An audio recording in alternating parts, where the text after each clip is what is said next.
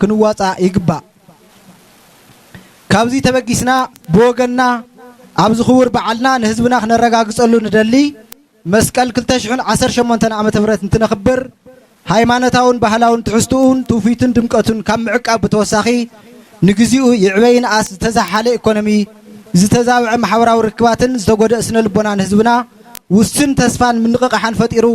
ንቀጻሊ ድማ ከምቲ ብመሪሕ ሓሳብ ዝተገለጸ መስቀል ንሰላም ሓድነትን ተስፋን ትግራይ ኢልና ዝተበገስና ሓድነትና ብምስትጣም ሰላምናን ድሕንነትናን ውሕስ ኮይኑ ከም ዝቅጽል ብምትእምማን ቀጻልን ንፍጽሞም ናይ ሰላም ጸጥታ ድሕንነትን ልምዓትን ስራሕትና ብምምሕያሽ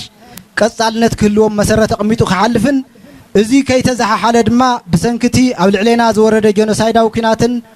ድሕሪኡ ዝተፈጠረ ፖለቲካዊ ሕመቕ መሪሕነት ዝወለዶ ሕምስምስን ተንጠልጢሎም ዝጸንሑ ናይ ተጠቃምነትን መርበርን ሕቶታት መግለጺ ባህሊ ታሪክን ክብርታትን ኮይኖም ክስርሑ ዝግብኦም ንነዊሕ ግዜ እናተንከባለሉ ዝጸንሑ ወሰንቲ ሕቶታት ህዝብና ብቀደም ሰዓብ ሰሪዕና ኣብ ውሽጢ ዓድን ወፃእን ዘሎ ኩሉ ዓይነት ዓቕሚ ተወለድትን ፈተውትን ዓጋመ ኣዋዲድና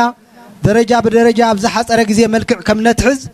እዚ ንምስራሕ ድማ ዝቆረፀ ምምሕዳር ምዃኑ በዚ ኣጋጣሚ እንዳረጋገፅኩ እዚ ብግብሪ ከም ዝገሃድ ኣብዚ ምድላው በዓል መስቀል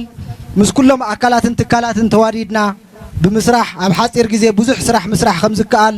ብተግባር ተማሂርናሉ ኣለና ብምዃኑ እውን ኣብ ውሽጢ ዓድን ወፃእን ትነብሩ ተወለድትን ፈተውትን ሰብሃፍትን ምሁራንን ኣብ ዝህርኩትን ስራሕ መለለይ ባህሪኡ ገይሩ ዝውሰድ ጻዕራም ህዝቢ ከተማና መዋእለ ንዋይኩም ኢንቨስት ክትገብሩ ናይ ከተማና ናይ ልምዓት መማረፅታት ባህሊ ስራሕን ህዝብናን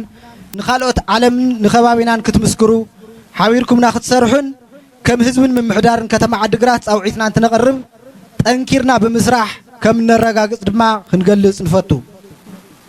ኣብ መወዳእታ እዚ በዓል ካብ መጀመርታ ክሳብ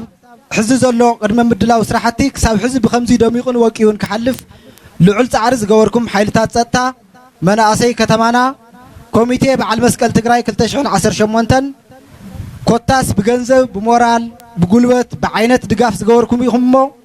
ናይ መንግስትን ውልቀን ትካላት ብሽመይን ብሽም ህዝብን ምምሕዳርን ከተማ ዓዲግራት እንዳመስገንኩ ብፍላይ ኣብዚ ዕለት ከይጠቀስክዎ ክሓልፍ ዘይደሊ ኣብ ከተማና ከተማ ዓዲግራት ኣሚጎ ሰብ ሓፂር ግዜ ብለይትን ቀትርን እንታይ ምስራሕ ከም ዝከኣል ንከተማና ናይ ተግባር ብልጭታ ገጸ በረከት ስለ ዘርአየ በዚ ኣጋጣሚ ክተመስግኑለይን